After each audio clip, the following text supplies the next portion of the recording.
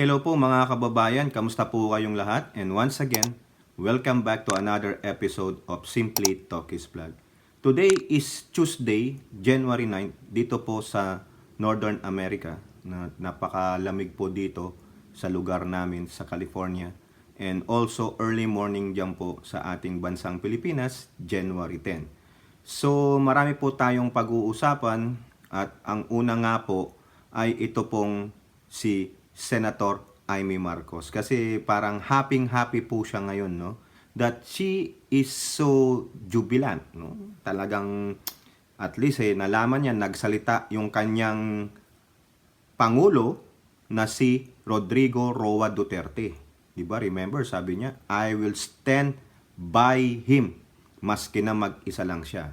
Meron pong binanggit kasi ang dati niyong Pangulo na Fallen from Grace, Rodrigo Duterte, tungkol po sa gusto niyang makausap ang ating Pangulong Bongbong Marcos indirectly. No? Ibig sabihin ng indirectly, probably phone call or Zoom or whatever. Basta makikipag-usap siya kay Pangulong Bongbong Marcos.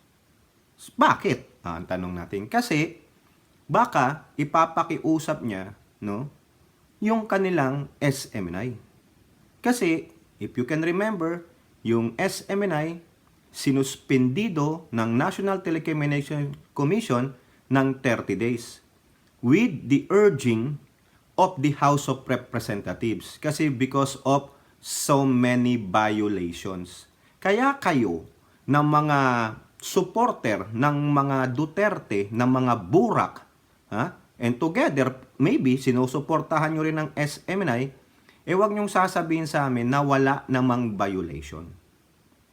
So, ibig sabihin, nagsisinungaling, past tense na pala, nagsinungaling, yung mga nandoong representante sa Legislative Franchise Committee, nila Representative Tambunting, si Suarez, si Acop, nandun pa nga si Dan Fernandez, nandun pa nga si Richard Gomez, yung last hearing, ang ganda nun eh. At yung naglabas ng mga violation ay si Representative Mig Nograles. Talagang ni-research niya. Kaya wag niyong sasabihin sa amin that there is no such violation. Talaga kayo, if you will tell that to us, no, pasensya naman, but you are just freaking liars and you are freaking blind because of pure what? Blindness to the SMNI and to the Dutertes. Yan ang mahirap sa inyo eh. Masyado para kayong kabayo yung nasa kalesa na piring ang inyong mata. Buti pa ang Lady Justice nakapiring ang mata because in spirit of fairness. Kayo, nakapiring ang mata nyo because you only look at one way. Wala kayong pakialam kung ano man yung dinada nyo because you are being guided only by your poon. Wala na kayo nito. Wala na kayong sariling disposisyon. Wala na kayong prinsipyo. Kaya yan, pinasuspindi sila. Hindi sila pinasasara. Pinasususpindi sila. Di ba nag-appeal pa nga yung mga yan? Panoorin yung isa nating vlog. Ano yung kinalabasan nung kanilang request sa Court of Appeals, yung kanilang Centurari, Mandamus, TRO, whatever have you. May nilabas na pong ruling ang Court of Appeals tungkol sa kanilang apela for the suspension of NTC. Ngayon, siguro nung nalaman ni Digong yon, ayan, he wants to talk to the President. Pero sabi niya, I don't wanna control the President. I just wanna talk to him regarding the SMNI. So ano ang take niya? Di po ba? At dahil dyan, nung nalaman po yan ng ating mahal na presidente, naglabas po ng statement ang Presidential Communications Office. So ayan po sa balita ng Manila Bulletin. Marcos always open to meet with ex-President Duterte. Di ka biruin nyo ang Pangulo, no? Despite of these vicious attacks by the Duterte Burak supporter, particularly this freaking woman, no? Tinatawag ko ngang buwakang ina kasi yan po ang lumalabas sa bibig niya, buwakang ina. Ibabalik lang natin yung sinasabi niya sa ating first couple o first family. Di ba? Oh, open ang Pangulo. Napakabait ng Pangulo. Despite of those malicious and vicious attack without proof or evidence of this freaking woman, ayan pa rin. Yan pa rin. Di po ba? Despite na sinabi ng mga campaign ni Pangulong Duterte, remember this? Oh. Ayan nung pa yan November, di ko lang po mabasa, malabo na po ang ating mata, pasensya na po, no? November 19, 2021. Ha? Si Marcos, hindi ako believe yan. He's really a weak leader. Totoo yan. Hindi ako naninira ng taho. Kasi spoiled yan. Only son. Okay. Sabi na nating spoiled. Sabi na nating only son. Totoo naman yon. Oh. Pero, sabi ni Duterte, totoo yan. Hindi siya believe kay Marcos. O bakit ngayon ano nangyari? Ha? Bakit ngayon ano nangyari? Ang sabi niya, he's comfortable. Komportable siya. Doon sa press ko niya, yung latest, no? Marami na pong nag-vlog yan. Ako nga, hindi ko lang na-include yun eh. No? Sinabi niya, wala akong problema kay Marcos. I am comfortable with him. So far, maganda ang ginagawa niya. He is trending on a straight path. O inuulit ko lang yung sinabi ko sa previous vlog ko. Hindi nyo nga pinanood eh. Di po ba? Ngayon, iba tono niya. Wala pa siya nakikitang mali na ginawa ng Pangulo. O bakit? Kasi, kaya siya nagsasalita ng ganyan. Baka, yun na nga. May hihilingin siyang pabor. Ano pa sabi niya dyan, Duterte to PBBM now. Courtesy of Impact Leadership to, ha. As far as I'm concerned, I have not crucified him, not even criticized him, maybe commented on the direction of the government, yung lang naman. Okay, granting. Di po ba? Pero bakit mo lang ngayon yan sasabihin pag ikaw ay may gustong pabor? Kaya nga po, yung mga Marcos loyalists, yung talagang mga totoong Marcos loyalists and supporters, doesn't buy his statement. Sabi nila, this is just a facade, no? Na he is just saving himself. No? Ang sabi pa nga ni Duterte, I want to protect my friend. Ang friend niya si Quiboloy. Pangulong Duterte, no? Okay, granting. PBBM says we can talk, no? No? At ang sabi mo, hindi mo kokontrolin ang presidente. Ang tanong diyan, who are you to control the president? He's not a Manchurian candidate. 'Di ba? Just like your daughter. Hindi naman Manchurian candidate ang aming Pangulo. Wala na eh. Mag-usap lang kayo, okay, but huwag kang magalit kung hindi kayo mapaboran. Because as yung civilized nation, we have to abide with the rule of law. 'Di ba? Nagdesisyon ng NTC with the facts presented to them by the legislative franchise of the House of Representatives. Kung ipapakiusap mo yung SMNI na sana i-unsuspend ng NTC, ano ang power ng presidente? Sa bagay, ang presidente very powerful, pero sana kung gagawin ng presidente yung kahilingan mo in spirit of friendship with you, in spirit of my PBBM, my ninong, respecting you as a former president. Despite of all the allegations, vicious, malicious attack of your Burak supporter, pagbibigyan ka ng presidente because he is the most powerful man in the nation. Sige. That will stop? No? Magi-stop ba yung patuloy na atake ninyo sa administrasyong ito without basis?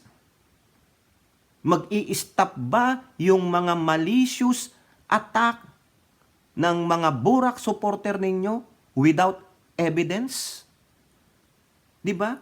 Mag-i-stop ba yung allegations ninyo na sinabi daw nito that they cannot produce their source? Di po ba? Kaya pinasuspend yung SMNI because of those things. You violated provisions of your franchise. O ngayon, kung sakaling maaawa ang presidente sa inyo, ano ang magiging saklaw nito sa House of Representative investigation? Di ba? Kasi very conflicting yan eh. Kung i-unsuspend ito, pagbibigyan, kung sakasakali lang pagbibigyan sila ng presidente because he is the most powerful man in the nation right now. Di po ba? Siya ang presidente ng bansa. And NTC is under the executive department. Sa palagay nyo, anong masasabi ng House of Representatives? Lalong-lalo na ang mga makabayan black. Sasabihin na naman, it's the connivance of the dictators. Di ba? Yan na naman yan. Granting, napagbigyan sila ng presidente. Okay, stop muna yung mga atake. Pero, sino ang aatake sa presidente? Napalagay ninyo, sino? E di yung progressive group. Lahat sila. Lahat yan. The Makabayan Black, primarily, sasabihin ko sa inyo, that President Marcos is a dictator. Sinasaklawan niya ang desisyon ng Congress. We have co-equal. Diba? Branch of government, co-equal. Diba? Wala silang jurisdiction sa amin. Unless otherwise, and gumawa sila ng mali, then the president still have the power based on the Constitution and given by the Constitution. Di po ba? O, eto, magandang gesture. The president is always willing to listen because of he is a former president, si Duterte. I-accord natin yan. But, pag hindi kayo mapagbigyan, no, accept the fact na hindi po pwede. No? Kailangan tumimbang dito si Ninong PBBM. Kailangan kunin niya ang katotohanan. At yung mga nasa, palibot niya, mga advisors niya, they have to give him a very good advice. Otherwise, sasabihin ko sa inyo, yung nang sinabi ko, mapagbigyan itong SMNI to lift the suspension, someone or somebody or another group will chastise the president. Sabi ko sa inyo. Hindi na po natin babasahin itong laman ng balita na to. Sinabi ko na lang sa inyo na the president, may Ninong PBBM, is always, the word always, always ginamit, always. Palaging open. Kasi I believe that our President Bongbong Marcos, sa kababaan ng loob niya at ayaw niya ng animosity, kung lahat nga pwedeng pagbigyan, gagawin niya. Sa kababaan ng loob niya, ayaw niyang magkaroon ng too much animosity o kaaway. Kasi he is the leading the country to a better one. Kaso may mga itong katulad nitong mga burak supporter ni Duterte, mga burak dayok-dok ng mga dilawan at mga asong ulol ng mga anti-Marcoses. Ang daming kalaban ng Marcoses. Dati, anti-Marcos lang, nandyan na ang dilawan. Ngayon, sumali pa itong mga nagkukunwari daw na mga Duterte supporter. Diba? Makikita nyo naman eh. Mga Duterte dilawan supporter yan. Sila lang yan. Mga dating dilaw yan. Nagkunwaring nung panahon lang ng 2016. Kunwari lang kasi, alam nyo na, ride the wave. Doon ka sa flow ng Agus. Pero ang mga loyalist, Marcos supporter, hindi nag-waiver ang mga yan. Meron lang yung iba kasi hindi napagbigyan, mga hindi totoong loyalist. Pag sinabi nung loyalist, no matter what, you stay to your master. Ganun po yan. Di po ba? Kaya ako, believe ako dun sa mga talagang nagpro-profess na Marcos loyalist sila, no matter what. They don't veer. They don't turn to the left. They don't turn to the right. They don't leave their master alone. They wanna give their life to their master. Ganyan ang loyalist. Maski na, tignan nyo pa ang definition ng the word loyalist. Ano ang root word niyan? I will remain loyal. Di ba sinabi rin niya ni Tamil Mil? Oh. Kaya siguro, si Duterte, tahimik yung anak, pero wag ka naman maging tahimik sa West Philippine Sea. Di ba? Kailangan maging unison tayo. Sabi mo, mahal natin ang Pilipinas, mahalin natin ang Pilipinas. Yun po ang ginagawa namin. Pero sa'yo, hindi ka namin makikitaan ng 100% na pagmamahal sa Pilipinas. Bakit? Kasi kulang eh. Kulang. Kaya nga tinawag na West Philippine Sea. Philippines. Kompletohin mo yung 100% na pagmamahal mo sa Pilipinas. Hindi porket nakikinabang kayo sa mga tsekwa, pero ang ginagawa naman nila ay binabalahura yung ating karagatan, ang ating mga kababayan, hindi kayo makapagbigay ng scanting statement to rebuke them. Nothing, nada, zero. Diba? Incomplete ang pagmamahal mo sa Pilipinas. Yan po yan. Kaya dyan natin chinatastise itong si Tamil Mil. Yung trabaho niya sa DepEd, sabi ko sa inyo, is still under observation. She is in the microscope. No? Hanggat siya ang DepEd secretary, she will be in a microscope. Diba? Now, nagagalit na naman ako, mga kababayan. Matindi pala tong ni Professor Dumbledore, itong one na to. Itabi muna natin si Harry Potter kasi nakasilo na siya. Ito naman si Professor ng Hogwarts. Sabi nga, Expelliarmus. Di ba na-Expelliarmus si Macanas? Di ba yung Expelliarmus? Yung to expel. Sana nga ma-Expelliarmus rin yung dalawang niyang kasamahang mga fake news. Walang credibility na. Ano lang yan? Yung mga yan. The praise is thick than the hollow block. Now, yung sinasabi ko sa inyo, si Senatora Amy ay tuwang-tuwa. Bakit? Mamaya ko na ipakita sa inyo yung quote card niya. Ha? Ito muna tayo sa balita ng Manila Bulletin. Ano sabi niya? Amy on PBBM meeting with Duterte. Ay, happy! Si Maldita ng Bayan! Ako nga, sa totoo lang, mga kababayan, panoorin nyo yung video ko dyan na yung tungkol sa charter change, yung latest, ha? Na, parang ako lang opinion lang. I'm not accusing Madam Amy, no? I'm not, sa akin lang pagbibigay ng opinion. Kasi itong si Buwakang Ina, di ba sabi niya, may nagbigay daw ng 2 million, yung mga congress, nakakuha daw ng 2 million for People's Initiative, yung House of Representatives. Ginamit din yun na panuntunan ni Madam Amy. Baka yung puting ahas, isa sa mga puting ahas ni Buwakang Ina, si Senadora? Totoo po ba, Senadora Amy? Tatanong lang po, nagtatanong, Madam Senadora, isa ka ba sa puting ahas ni Buwakang Ina? Ayan, balikan natin ito. Amy on PBBM meeting with Duterte. Nothing wrong with heading good advice. Ang ganda naman yan. Diba? Quote, walang masamang makinig sa mabuting payo, lalo't galing sa dating Pangulo. Wow, talagang buhat na buhat ni Amy, yung kanyang BFF, di po ba? Marcos made the remark after Malacanang said the president will get in touch with Duterte. Di ba sinabi natin yan kanina sa Manila Bulletin, yung article na yon. So, wala naman daw pong masama na magkausap at makakuha ng magandang advice ang ating ninong PBBM. So, yun, mga kababayan, mukhang tuwang-tuwa siya. Wala rin pong masama na makapakinig tayo ng mabuting payo sa mga dating leader. Now, the question is, what is the intention?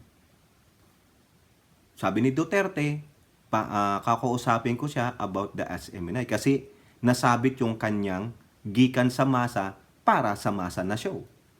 No? Ngayon, kakausapin niya. Sana, wag na lang isuspend. Siguro, ganun Ako lang, bibigay lang ako ng aking parang opinion. Siguro, yun na yun Yun na naman yung nabanggit ng dating ninyong Pangulo Fallen from grace Di po ba? Pero si Amy, tuwang-tuwa. Sinong di matutuwa kasi idol niya, kakausapin yung ading niya na ayaw niya. Di ba? Pero, sabi ni Duterte, hindi niya kokontrolin si Pangulong Bongbong Marcos. So, sana naman, kung sinabi ng Pangulo na titignan natin kung ano yung naaayon sa batas, huwag kayong magtampo. Kung hindi kayo mapagbibigyan, huwag kayong magtampo. Di ba? Sana, itong mga burak supporter ng dati ninyong Pangulo, no, si Poon ninyong Duterte, fallen from grace, pag hindi na pagbigyan, after they talk, wag nyong banatan. No? Antayin nyo muna yung dahilan.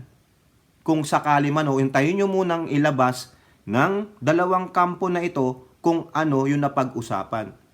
Kung ayaw nilang ilabas because it's between the two of them, then so be it. Wala nang manggagatong.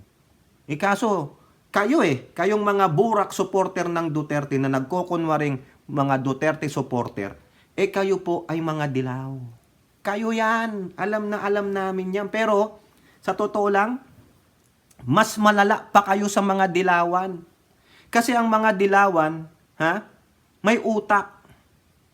And they only comment on yung mga programa ng gobyerno na ayaw nila. Pero itong mga Duterte burak supporter, hindi na nga makakomento sa mga proyekto ng gobyerno. Ang ginagawa nila is ad hominem. Personal ang atake. Di po ba? Panay ang gamit nyo ng MOOE.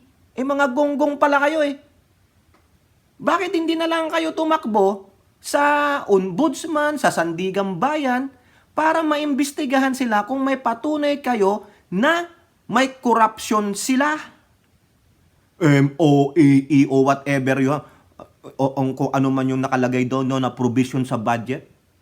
Diba? Kung may issue naman pala kayo doon sa line item sa budget, why not you go to the proper authorities? Kaso hindi. Ibig lang sabihin yan, nagbibigay lang talaga kayo ng naratiba para siraan ang House of Representatives. Meron din naman yan dati sa mga pinuno ninyo. Diba? Bakit hindi na yan tinanggal nung dati ninyong Poong Duterte kung alam pala niya na iyan ay isa sa mga ugat ng korupsyon? Bakit yan hindi nakita ni Alan Cayetano? Hindi nakita ni Lord Velasco? Yung dalawang Alan na yon na nag-split, naghati ng termino ng speaker. Meron palang ganyang korupsyon, bakit ngayon lang kayo nagdadaldal? Diba? Kita nyo ito mga kababayan kung sakali man mag-usap itong dalawa na ito, at siguro sinabi lang na ganito ang pag-uusapan, tapos hindi sila mapagbigyan, itong mga burak supporter ng Duterte, babakbakan ng Pangulo. Di po ba? Dapat, kung ganon, yung mga advisors ng Pangulo, tulad ng sabi ko, makapag-advise ng tama na hindi masasaklawan ang sinasaad ng batas. Kasi magkakaroon yan ng sinasabi lang, chilling effect to the other group. Diba? Mapagbigyan mo ito, hindi ito na nasaktan ito, nadali ito, alma ito. Hindi mo pinagbigyan ito, alma yon. Diba? So, kailangan talaga dito maging fair and with the wise advice, no? Pero sabi niya, walang masama. Wala naman talagang masama na makapakinig ka sa mabuting payo. Pero it doesn't mean you have to cave in. Yon. Diba? It doesn't mean that you will follow the advice. It is up to you if that that is really, really good for everybody. Not only for the sake of one group or a particular person. Ayan. Ngayon, mga kababayan, ito pa yung sinasabi ng inyong ate ng bayan. Quote card po, courtesy of this Impact Leadership. Sabi niya, yung pag-uusap Now na, like I said, who's afraid of SMNI? Or maybe who's afraid of President Duterte? He is a revered and beloved president whose wise counsel will always be helpful to the country. Walang masamang makinig sa, sa payo, makinig sa mabuting payo, lalo't galing sa dating presidente. O, tignan nyo kung paano niya talaga iangat ang ni Duterte. Di po ba? O, bakit hindi niya yan masabi sa kapatid niya, no? Now na, sino ka? Di ba? Kailangan, i-ano pa yan sa schedule ni Ninong PBBM. Maganda, ay may Marcos, magpresidente ka muna. Di ba? Like I said, who's afraid of SMNI? Wala pong takot sa SMNI. Oh, yun nga progressive group, hindi takot sa SMNI eh. Bakit? Yung puon mo yung takot humarap sa progressive group kay Castro. Tapos magaganyang ka? Tanungin mo si Digong, takot ka bang harapin si Castro? Twice na kasi yan, mga kababayan. Di ba yung huli? Yung sa QC Regional Trial Court, hindi nga umatin si Digong. Ang pumunta doon, yung mga kanyang mga burak supporter na iilan lang naman sila. Oh, wala nga silang isang dad. Tapos nag-iiyak sila nung mabati ko sila. Oh, wala pong natatakot kay Duterte. Walang natatakot sa SMNI. Walang natatakot kay Kiboloy na wanted ng FBI. Utang ina. Ba't kayo may matatakot sa SMNI? Fake news propagator yan.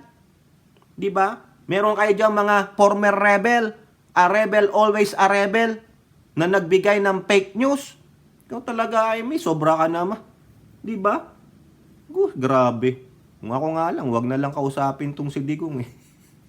Para lalong magngit-ngit itong ate ng bayan ninyo. Lalo siyang magngit-ngit sa kanyang kapatid kasi hindi mo pwedeng diktahan ng kapatid mo, no? Ang lakas talaga nito, talagang dito makikita na hindi applicable kay Amy ang blood thicker than water. Pero sabi nila, si Amy, ano lang yan, tumitimbang, no? Kasi, lahat ng makukuha mong boto, yung addition, politics is addition eh. Lahat niya makukuha mo.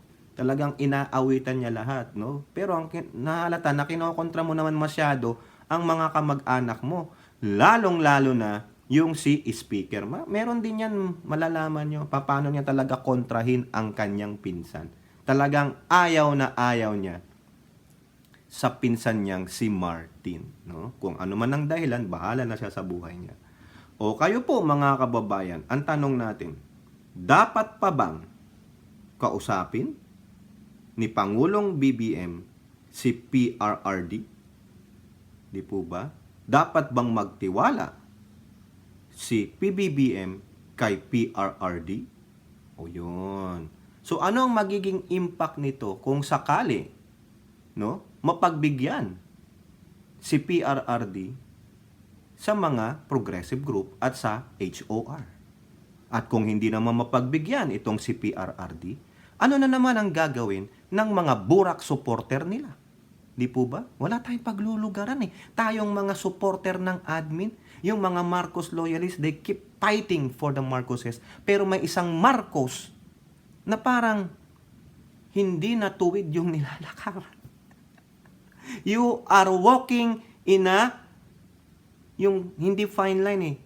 Very, very thin line. No, wag mong sagarin. Manang Aimee, wag mong sagarin. Okay? Kayo po, ano pong inyong masasabi? Comment down below. And don't forget to like and share. Hope to see you on our next videos. Bye-bye. God bless.